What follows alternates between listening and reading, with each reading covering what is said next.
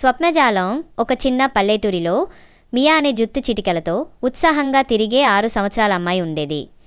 ఒకరోజు ఆమె ఇంటి అట్టడుగుల గదిలో ఆడుతూ ఒక పాత పెట్టెను తెరిచి చూచింది. అందులో నుండి ఒక మెరిసే స్వప్నజాలం కనిపించింది. స్వర్ణ తంతువులతో మెరుస్తూ ఉండేది.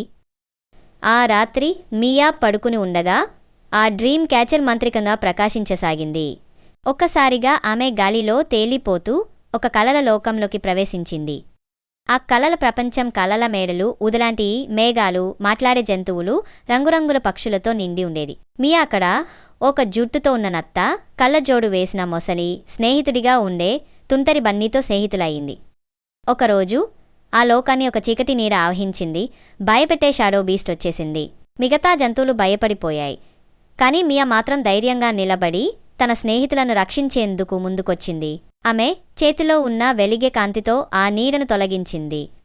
మరుసటి రోజు ఉదయం మియా లేచి చూస్తే ఆ స్వప్నజాలం ఇంకా మెరుస్తోంది. ఆమె వెంటనే తన తమ్ముడిని పిలిచి ఆ అద్భుతాన్ని అతనితో పంచుకుంది. అప్పటి నుండి ప్రతి రాత్రి వాళ్ళిద్దరూ కలల లోకంలోకి ప్రయాణించేవాళ్ళు. స్నేహితులను చేసుకునేరు, ధైర్యాన్ని నేర్చుకున్నారు, మరియు పంచుకోవడం ఎంతో ఆనందాన్ని ఇస్తుందని తెలుసుకున్నారు.